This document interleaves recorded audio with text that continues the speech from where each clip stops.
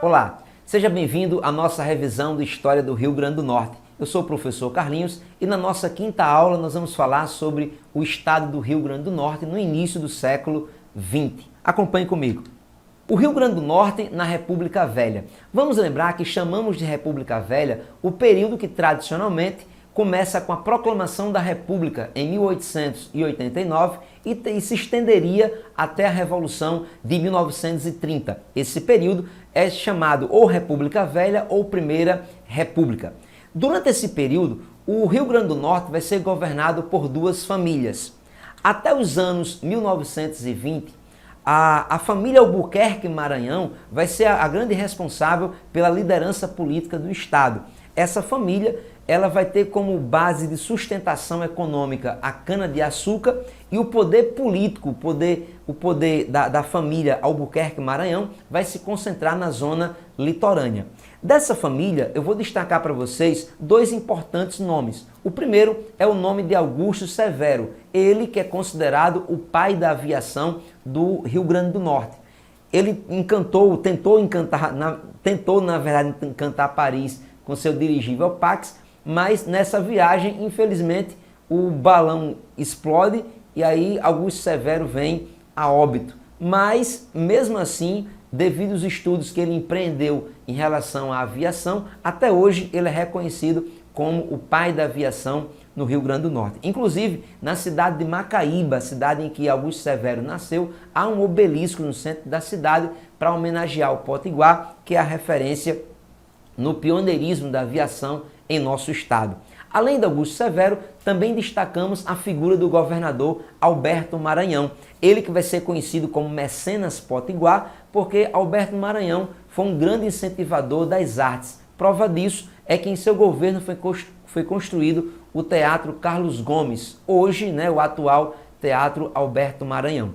Além disso, o governador Alberto Maranhão empreendeu uma grande reforma em nossa capital. Essa reforma vai exatamente vislumbrar a ideia de modernidade que era pautada na inspiração da Belle Époque, que é uma cultura, a expansão da cultura francesa. Várias reformas no Brasil aconteceram influenciadas por esse sistema da cultura da Belle Époque. Muito bem.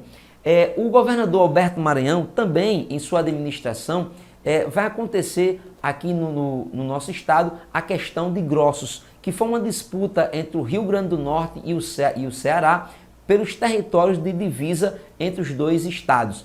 Essa é uma história bastante interessante porque o Rio Grande do Norte era produtor de sal, e não produzia carne nesse momento. O Ceará produzia carne, mas não tinha o sal. E aí o que acontece?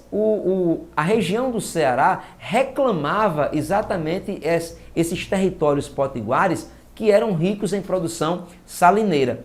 E aí começa a discussão para saber onde terminaria e onde começaria a fronteira entre os dois estados. A verdade é que a discussão começou a tomar uma tonalidade mais forte. Tanto é que Alberto Maranhão chegou inclusive a enviar soldados para Mossoró, porque em caso de uma invasão cearense ao nosso território, a guerra chegaria a se tornar armada. Chama a atenção de vocês porque o caso foi resolvido pela intervenção do ministro Rui Barbosa. Rui Barbosa foi então convidado a intervir para saber qual dos dois estados estava com a razão na discussão sobre a divisão de fronteiras entre Ceará e Rio Grande do Norte. O Rio Grande do Norte, inclusive, vai criar em 1902 o Instituto Histórico e Geográfico do Rio Grande do Norte, para que nós pudéssemos provar historicamente que a nossa fronteira terminava exatamente onde hoje faz parte da nossa questão geográfica. No final, o ministro Rui Barbosa deu razão ao Rio Grande do Norte e, por isso, definiu a nossa atual fronteira entre o nosso estado e o estado do Ceará. A questão de Grossos acontece exatamente no governo do governador Alberto Maranhão. Aqui você tem a imagem de Augusto Severo, o pai da aviação no Rio Grande do Norte. Em seguida, nós temos a imagem da Praça Augusto Severo. Essa praça foi erguida com esse monumento em homenagem ao aviador, o Augusto Severo. Lembrando que essa praça é exatamente aquela que fica ao lado do Teatro Alberto Maranhão. Na próxima imagem temos o Alberto Maranhão, né, o governador do Rio Grande do Norte. Aqui você consegue perceber que nós temos a imagem na época da construção do Teatro Carlos Gomes. O Teatro Carlos Gomes que depois teria seu nome modificado para o nome do governador que empreendeu a construção do teatro. E aqui a imagem atual do Teatro Alberto Maranhão. Durante a República Velha, é bom se destacar que foi construída a Ponte de Igapó, né? Essa imagem que vocês estão vendo não é da época da construção, tá? Vamos lembrar que a Ponte de Igapó, ela começou sua construção em 1912. Foi concluída em 1914. O problema é que quando a ponte foi concluída em 1914, a ponte ligava nada a coisa nenhuma, porque a ponte foi construída, mas não havia uma linha férrea que ligasse a ponte a qualquer outra extremidade da cidade. Por isso que a ponte é inaugurada em 1914, mas teve que esperar 2 anos, né, até ser realmente efetivada o uso da ponte de Igapó. Inicialmente a ponte só passava trem, né, em 1916 começa apenas com a passagem ferroviária. A partir de 1944, acontece uma adaptação para que pudesse acontecer a passagem de carros. Você consegue ver na imagem aí que já temos os carros passando, portanto, essa imagem da Ponte de Igapó, ela é posterior a 1944. Em 1968, o governador Valfredo Gugel, ele vai construir a ponte de concreto. E essa ponte seria ampliada no governo Geraldo Melo no final dos anos 80. A Ponte de Igapó é, sem dúvida alguma, um dos patrimônios, né, que pertencem ao nosso patrimônio cultural potiguar. Dando continuidade ao RN na República Velha, a partir dos anos 1920, uma nova oligarquia, uma nova família passa então a governar o nosso estado. Dessa vez, o Rio Grande do Norte passa a ser então chefiado pela família Bezerra de Medeiros. O produto que vai sustentar essa família, né, economicamente, vai ser o algodão. E o poder político dos Bezerra de Medeiros vai ser exatamente concentrado no interior do estado. Chama a atenção de vocês para um detalhe importante. O algodão do Rio Grande do Norte, ele vai estar em alta ou em crise nesse período, dependendo da produção norte-americana. É interessante porque quando a produção dos Estados Unidos estava em alta, o nosso algodão entrava em crise. Quando a produção dos Estados Unidos entrava em crise, a nossa produção entrava em alta. Em 2 momentos, ocorreu crises econômicas algodoeiras norte-americanas que levaria o aumento da exportação do nosso algodão. Um primeiro momento foi no processo de independência dos Estados Unidos. Um segundo momento foi quando acontece nos Estados Unidos a Guerra de Secessão. Nesse processo, o algodão dos Estados Unidos entra em crise e aí acontece uma alta de exportação do algodão potiguar. O nosso algodão teve uma grande importância, né, econômica do final do século XIX para o início do século XX. Infelizmente, o ciclo do algodão acabou entrando em declínio no Rio Grande do Norte por causa da crise de um besouro, né, chamado de bicudo. O bicudo foi responsável por devastar as nossas plantações de algodão. Da família Bezerra de Medeiros, quero destacar para vocês 2 importantes nomes. O primeiro, o do governador José Augusto, porque durante o governo de José Augusto vai acontecer a resistência a Lampião na cidade de Mossoró. Vamos lembrar que todos os anos, né, no mês de junho, acontece em Mossoró uma grande festa. Aliás, em junho acontece a festa junina e em julho acontece em Mossoró um grande festejo que é chamado Chuva de Bala no País de Mossoró. Essa festividade que ocorre na cidade é exatamente para lembrar o dia em que Mossoró promoveu a resistência à invasão do bando de Lampião. Aqui no Rio Grande do Norte, o cangaço potiguar vai ter como destaque o nome de Jesuíno Brilhante.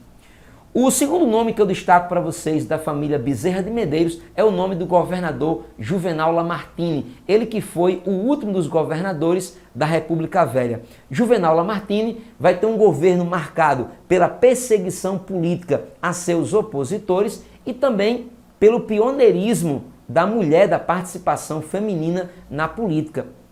Lembra vocês que o Rio Grande do Norte, em relação ao Brasil, ele deu um passo fundamental na participação feminina na política.